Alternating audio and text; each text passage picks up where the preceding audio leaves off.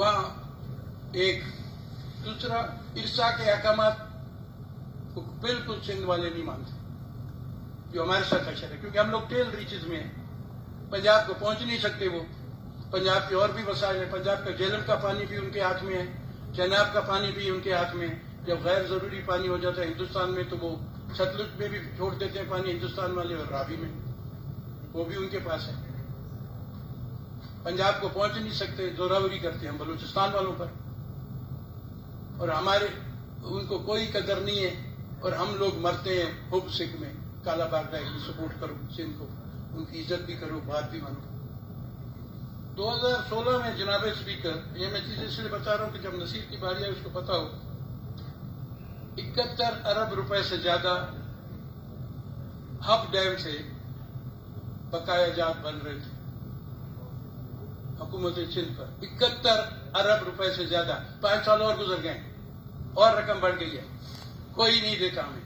तो हम इस नौबत पर आए हुए, मेरे दोस्त भी आए हुए इलाके से, कि मेरी डिमांड है साउथ से कि हमें हब डैम को बंद करना पड़ेगा। अगर नहीं किया हमारा यही हशर होता रहेगा। तो बुरी बात है कहने कि जब तक हम आंखें लाल करके बात नहीं करेंगे हमारी बात नहीं मानी जाएगी, हमारे साथ यही मजाक होता है। तो ये मैं चाहता हूं कि इस आपकी इस हाउस से आईपीसी की मीटिंग के लिए आप अहकाम दें, और सीसीआई में ये मसले को दोबारा उठाया जाए।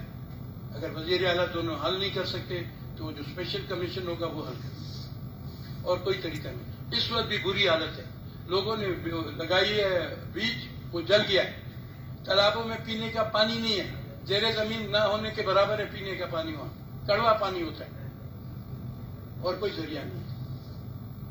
फिर नहीं तो पुराने जमाने में फिर इधर भी ऊंटों पर चाहे हम चढ़ के सिंध, फिर जो कुछ उधर करके आए फिर वही बातें होंगी। हमारे कबायली निजाम में अगर आप तारीख देखें तो बुकटी भी अपने घोड़ा सवार उतरते थे, शिकार पर तक रेंज होता था। फिर वो नौबत लाना चाहते हैं तो बता दें। अल्लाह करे शेर सिंध को, हमारे लोगों की कदर करे, इज्जत करे, हमारा हक हमें दे। मैं बहुत मुहज़्ज़ब अल्फाज में बगैर जज्बाती हुए सब चीजें आपके सामने रख दी हैं, इसमें आपकी सपोर्ट भी चाहिए।